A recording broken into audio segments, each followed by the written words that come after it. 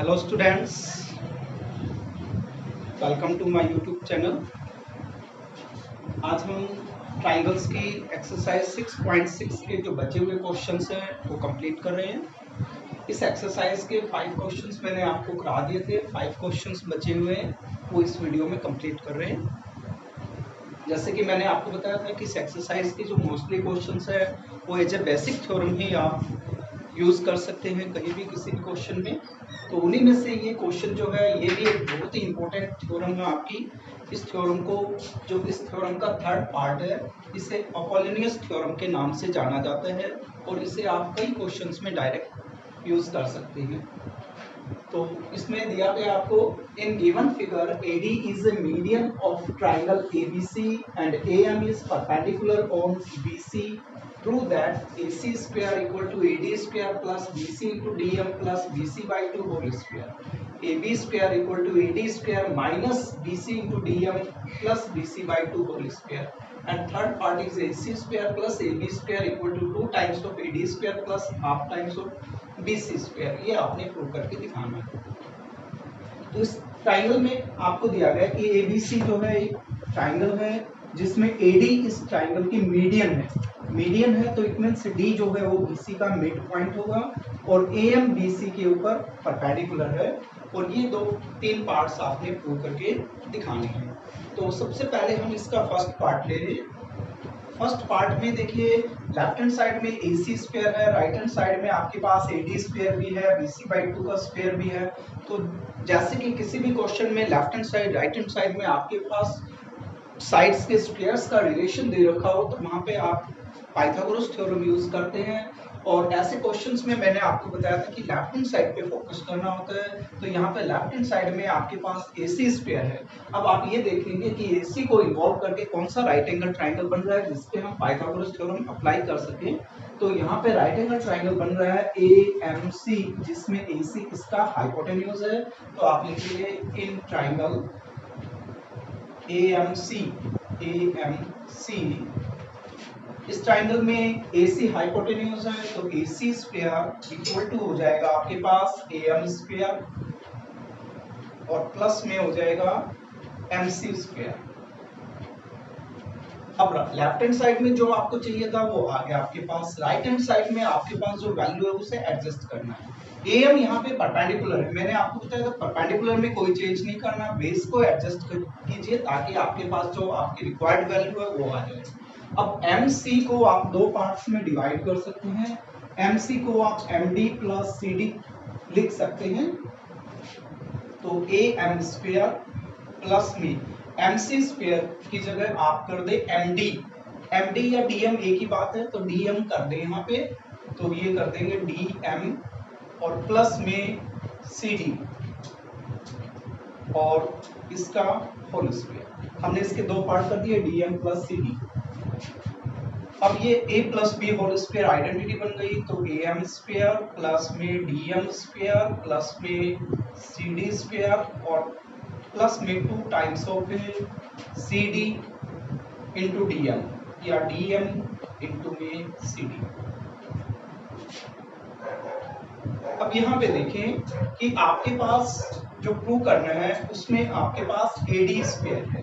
AD square कैसे आ सकता है तो आप देख रहे हैं AMD एक राइट एंगल ट्राइंगल बन रहा है जिसमें AD इस राइट एंगल ट्राइंगल का हाइपोटेन्यूज है और AD का जो स्क्वायर होगा वो AM square plus DM square के इक्वल होगा। तो आपके पास AM square plus DM square दोनों ही हैं तो AM square plus DM square Pythagoras theorem use करेंगे तो ये आपके पास बन जाएगा AD स्क्वायर। तो AD स्क्वायर और प्लस में CD, D जो है वो BC का मिड पॉइंट है तो CD को आप BC/2 का होल स्क्वायर भी लिख सकते हैं और प्लस में 2 टाइम्स ऑफ DM और CD की जगह आप BC/2 लिख सकते हैं। यहाँ पे आप रीजन दे सकते हैं D is mid point of BC, it means BD is half of BC। तो AD स्क्वायर और यहाँ पे 2 से 2 ये कैंसिल हो जाएगा। आप DM इंटू BC को B C into D M भी लिख सकते हैं, B C into D M, और ये टर्म आपने लास्ट में लिख दे तो ये बी सी बाई 2 का होल स्क्वायर। और ये आपका फर्स्ट पार्ट कंप्लीट होता है, A D square plus B C into D M plus B C by 2 whole square. इसी तरह से आप इसका सेकंड पार्ट प्रूव कर सकते हैं। सेकंड पार्ट के लिए आप देखिए, आपके पास यहाँ पे ए बी स्क्वायर है, A B square equal to A D square minus B C into D M plus B C by 2 whole square. तो अब आपने वो ट्राइंगल देखना है जो राइट एंगल भी ट्राइंगल हो, साथ साथ इसमें ए बी इन्वॉल्व हो। तो ए बी इन्वॉल्व करके आपके पास राइट एंगल ट्राइंगल बन रहा है ए बी एम। तो आप इसमें लिखेंगे in right angled triangle A B M. A B M में जो ए बी है वो हाइपोटेन्यूज है, तो ए बी का जो स्क्वायर होगा वो A D A M square और प्लस में बी एम स्क्वायर। अब ए एम परपेंडिकुलर है, इसमें हमने कोई चेंज नहीं करना, A M square, B M base है, बेस को एडजस्ट कीजिए, तो बी एम को आप बी डी माइनस में डी एम लिख सकते हो, क्योंकि बी डी की जो वैल्यू है वो बी सी के हाफ के इक्वल है, और D M square plus A M square A D square में कन्वर्ट हो जाएगा, इसलिए आप बी एम को B D minus D M लिखें, बी एम को B D minus D M लिखेंगे, और बी एम स्क्वायर ये B D minus D M का होल स्क्वायर हो जाएगा। तो ए एम स्क्वायर प्लस में ये आपके पास बी डी स्क्वायर आ गया, ए स्क्वायर माइनस 2ab करेंगे तो 2bd इंटू में dm आ जाएगा, और प्लस बी स्क्वायर करेंगे तो ये dm का होल स्क्वायर आ गया। अब am square plus bd square, तो यहाँ पे आप देखें कि आपको जो चाहिए ad स्क्वायर चाहिए, और ad square am square plus dm square के इक्वल है, तो यहाँ पे dm स्क्वायर आपके पास, यहाँ पे am स्क्वायर यहाँ पे है, इनको इकट्ठा करें, am square plus dm square, ये हमने दोनों कंबाइन कर दिए, प्लस में बच गया आपके पास bd स्क्वायर, और माइनस में अब bd को आप क्या लिख सकते हैं बेटा, bd जो है वो bc के हाफ के इक्वल है, तो bd स्क्वायर को आप bc बाई 2 का होल स्क्वायर लिख सकते हैं, और माइनस में 2 टाइम्स ऑफ ये आपके पास आ जाएगा bd मीन्स bc बाई 2 और इनटू में dm, अब 2 से ये 2 कैंसिल हो जाएगा, am square plus dm square, am square plus dm square equal to ad square, तो ये बन गया आपका ad स्क्वायर प्लस में bc बाई 2 का होल स्क्वायर, और माइनस में bc इंटू में dm, bc इंटू dm, और ये आपका इस टर्म को आप आगे पीछे लिख सकते हैं, तो ad स्क्वायर हो जाएगा ad स्क्वायर माइनस में bc इंटू में dm और प्लस में bc बाई 2 होल स्क्वायर। ये आपका सेकंड पार्ट कंप्लीट हो गया। अब थर्ड पार्ट के लिए आप क्या करते हैं, फर्स्ट और सेकंड पार्ट दोनों को यदि ऐड कर दिया जाए तो ab square plus ac square, दोनों का sum ac square plus ab square आ जाएगा।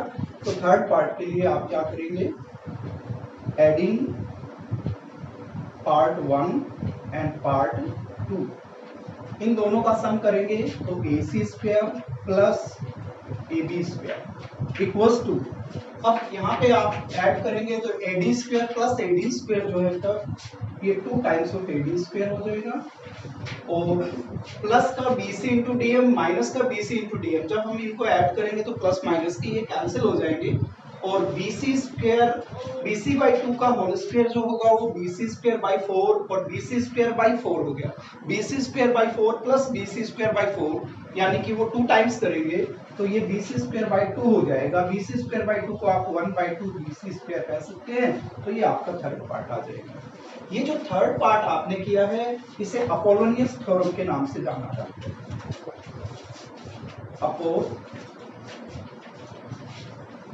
Apollonius theorem.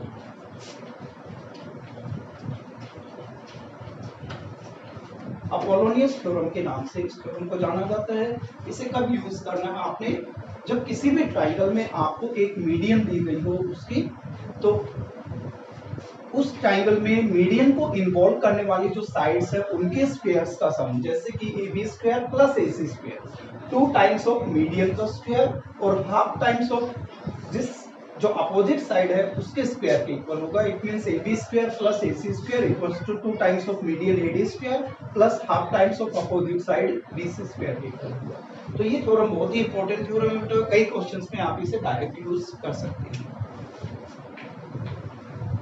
Is prove that the sum of the squares of the diagonals of a parallelogram is equal to the sum of the squares of its sides।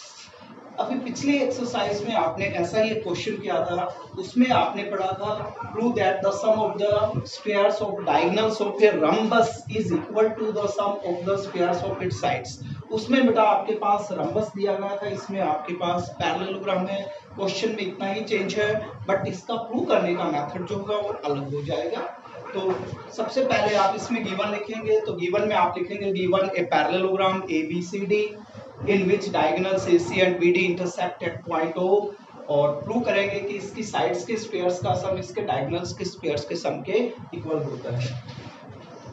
तो इसके लिए आप एक parallelogram लेंगे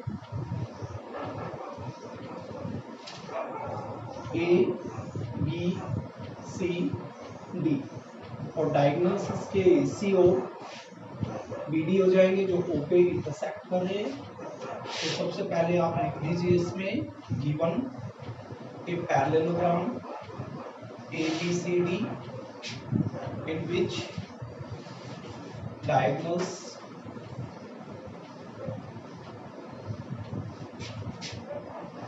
AC and BD intersect each other at point O।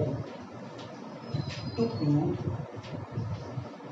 करना है कि इसके साइड्स के स्क्वायर्स का sum of the squares of diagonals is equal to the sum of the squares of its sides. यानी कि आपने प्रूव करना है कि AC square plus BD square जो होगा वो AB square plus BC square plus CD square plus DA square, diagonals के स्क्वायर्स का सम साइड्स के स्क्वायर्स के सम के इक्वल। अब जो पीछे आपने क्वेश्चन किया था रम्बस से रिलेटेड, उसमें आपने पाइथागोरस थ्योरम यूज की थी। पाइथागोरस थ्योरम हमने इसलिए यूज की थी क्योंकि जो रम्बस होते हैं उसके डायगोनल्स हमेशा राइट एंगल पे बाइसेक्ट करती है, और राइट एंगल पे बाइसेक्ट करने के कारण आप उन पे पाइथागोरस थ्योरम अप्लाई कर सकते थे, वो राइट एंगल ट्रायंगल बन रहा था। But it is a parallelogram not a rhombus. अब पैरेललोग्राम के जो डायगोनल होते हैं वो बाइसेक्ट तो करते हैं बट राइट एंगल पे बाइसेक्ट नहीं करते। तो यहाँ पे आपके पास कोई राइट एंगल ट्रायंगल नहीं है जिसके ऊपर आप पाइथागोरस थ्योरम अप्लाई कर सकें। इस क्वेश्चन को बेटा आपने अपोलोनियस थ्योरम से करना है। अभी जस्ट इससे पहले मैंने आपको अपोलोनियस थ्योरम के बारे में बताया था, तो यहाँ पे आपने अपोलोनियस थ्योरम ही यूज करनी है। अपोलोनियस थ्योरम के अकॉर्डिंग आपको मैंने ये बताया था कि जैसे आपके पास कोई भी एक ट्राइंगल है ABC और इसकी यदि आप एक मीडियन लेते हैं AM, तो AB square plus AC square जो होता है वो 2 टाइम्स ऑफ AM स्क्वायर और प्लस में half times of BC square के इक्वल होता है। तो इस थ्योरम की हेल्प से आप ये प्रूव कर सकते हैं। तो इसका प्रूफ देखिए। अब प्रूफ में आप सबसे पहले ट्राइंगल लेंगे ABC। इन ट्राइंगल ABC, ट्राइंगल ABC में देखें क्योंकि डायगोनल्स एक दूसरे को मिड बाइसेक्ट करते हैं, तो O जो होगा वो AC का मिड पॉइंट होगा, और O यदि AC का मिड पॉइंट है तो BO इस ट्राइंगल की एक मीडियन होगी। तो in triangle ABC BO is a median, therefore using Apollonius theorem, Apollonius theorem के अकॉर्डिंग आप कह सकते हैं कि AB square plus BC square, यानी कि जैसे यहाँ पे AB square plus AC square है 2 times of median square plus में half times of opposite side square, तो इसी के अकॉर्डिंग यहाँ पे आप लिख सकते हैं AB square plus BC square equal to two times of OB square और plus half times of opposite side का स्क्वायर यानी कि AC स्क्वायर। इसे आप एज्यूम करेंगे इक्वेशन नंबर 1। इसी तरह से आपने इस ट्राइंगल में ये दो साइड इन्वॉल्व होगी AB स्क्वायर और BC स्क्वायर। अब आप ये ट्राइंगल लें जिसमें CD स्क्वायर और BA स्क्वायर आ जाए तो आप लिखेंगे and in triangle area ACD in triangle ACD इसमें आप देखेंगे DO जो है इसकी एक मीडियन है, DO is a median, therefore using Apollonius theorem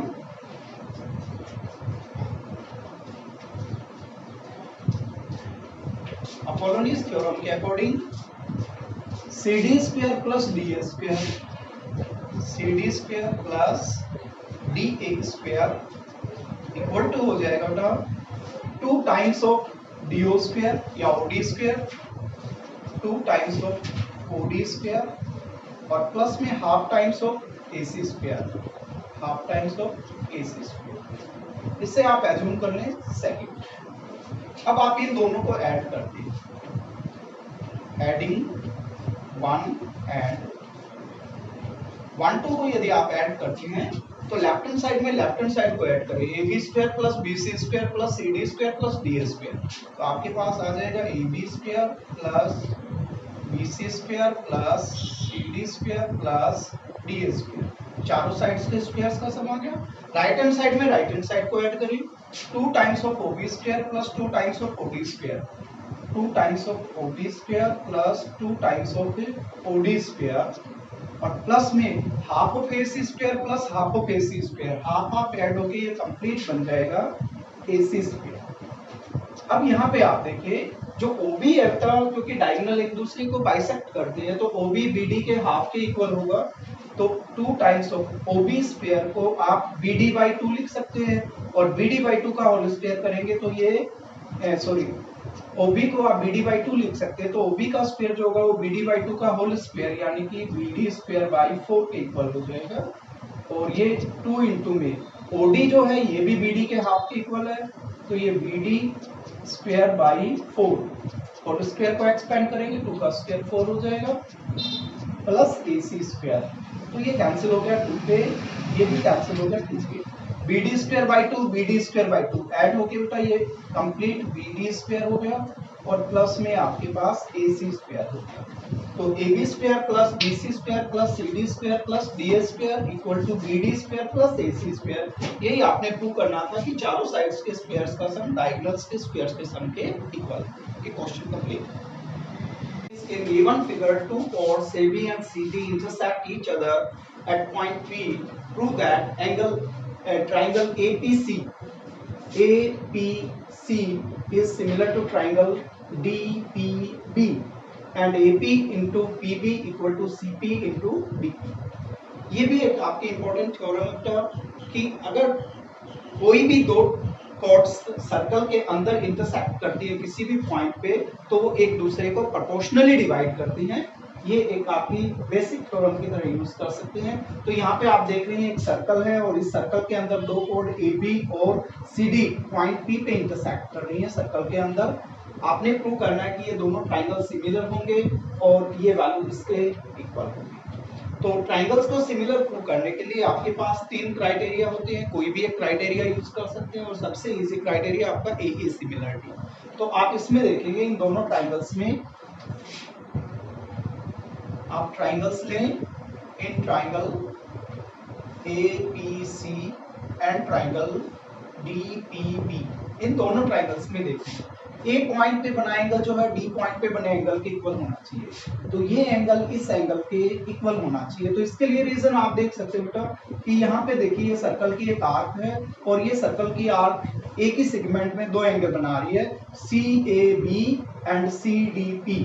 और आपने 9th क्लास में पढ़ा होगा कि angle in the same segment are equal. अब जैसे आप अगर C को B से ज्वाइन करते हैं तो ये एक सेगमेंट बन गया और ये सेगमेंट में ये एक ही कॉर्ड के द्वारा या एक ही आर्क के द्वारा दो एंगल बन रहे हैं दो डिफरेंट पॉइंट पे, तो ये दोनों एंगल्स इक्वल होंगे। तो आप इसमें लिखेंगे एंगल A जो है वो एंगल डी के इक्वल है, और इसके लिए रीजन लिखेंगे angles in the same segment.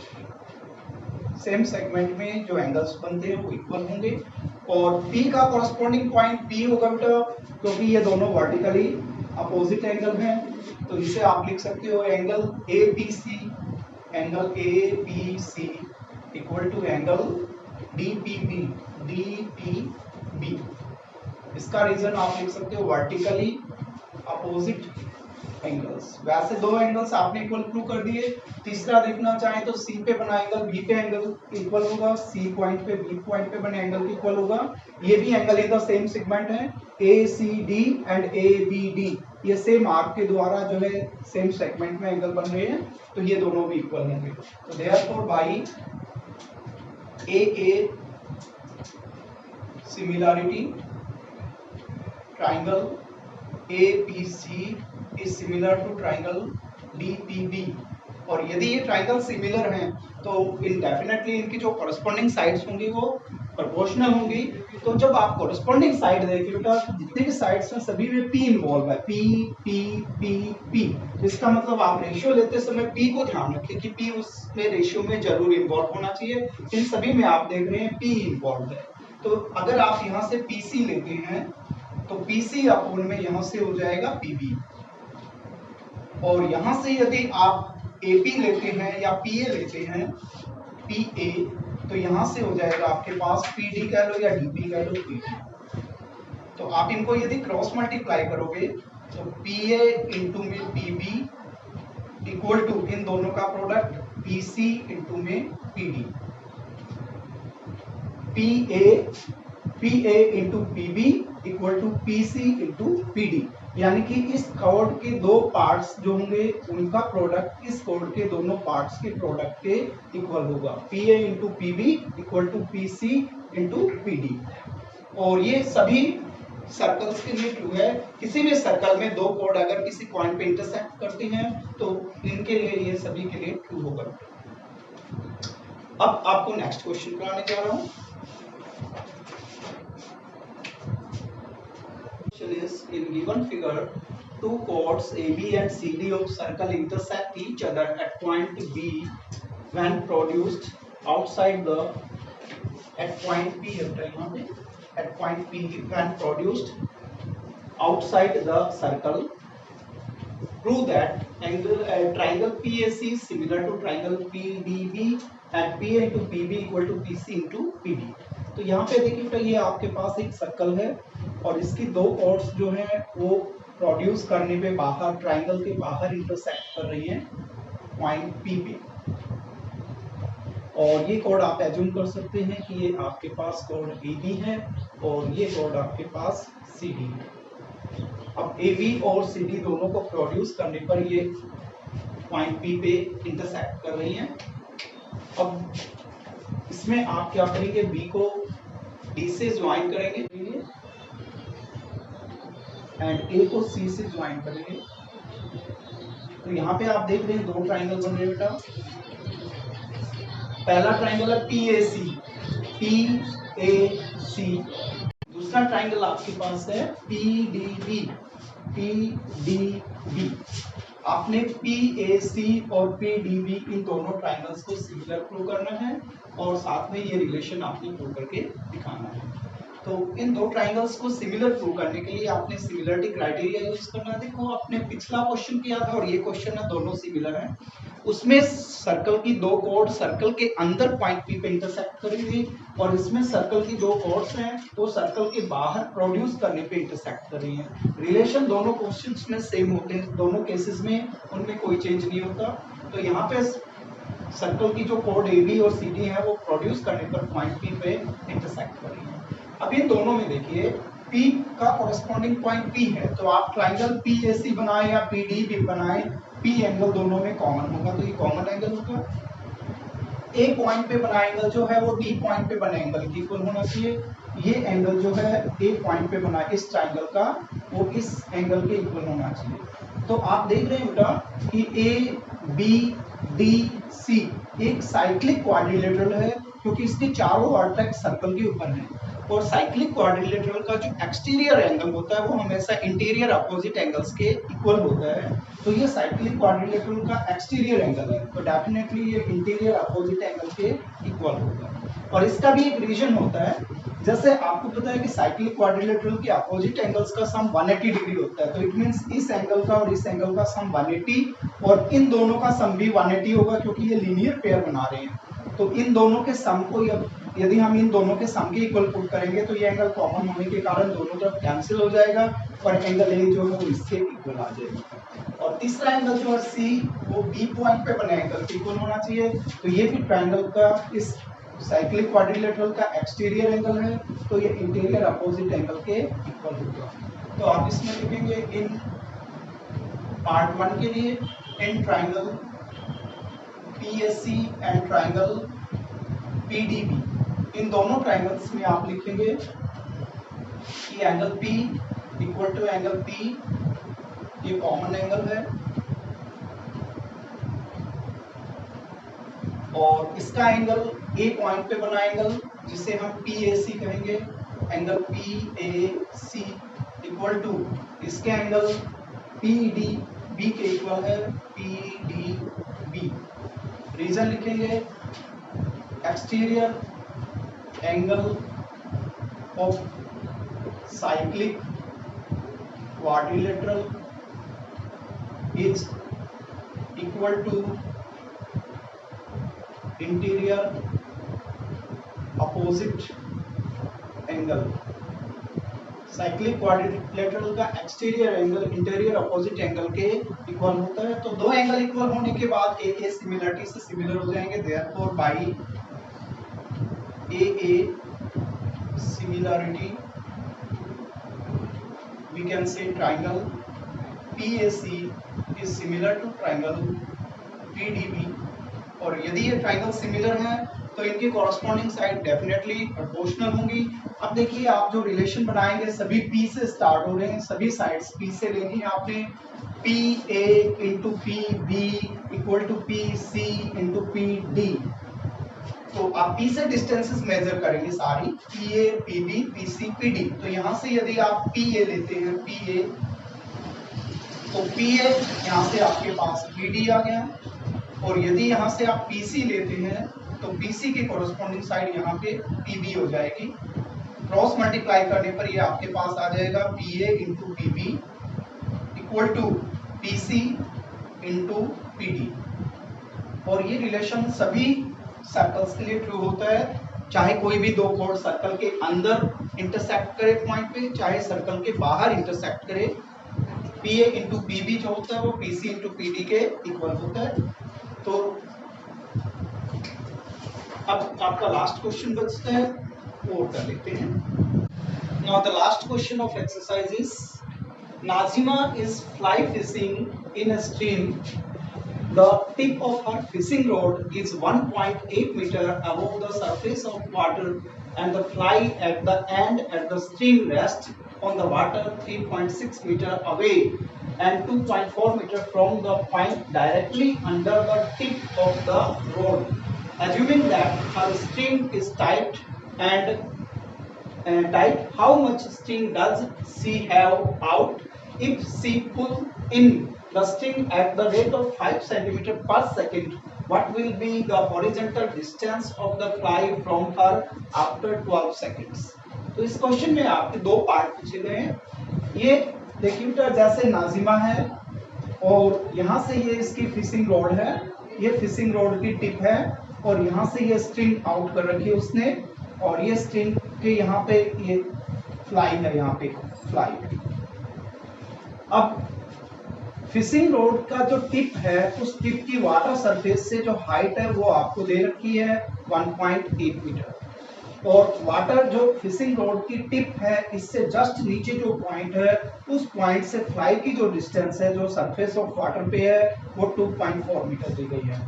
और जिस पॉइंट पे जहाँ पे जिस पॉइंट पे नाजिमा बैठी है, उस पॉइंट के डायरेक्ट जो पॉइंट नीचे है, उस पॉइंट से इस टिप के डायरेक्ट जो नीचे पॉइंट है, उस पॉइंट से इस पॉइंट की डिस्टेंस 1.2 मीटर की गई है।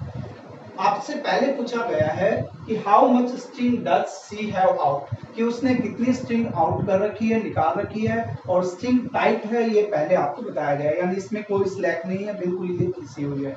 तो एक तो आपने ये लेंथ निकालनी है। उसके बाद आपसे ये पूछा गया है if she pull in the string at the rate of 5 cm per second, यदि वो 5 cm per second के रेट से स्ट्रिंग को पुल इन करते हैं, यानी कि अंदर की तरफ खींचती है, तो नेचुरली ये फ्लाई जो है इधर आती जाएगी।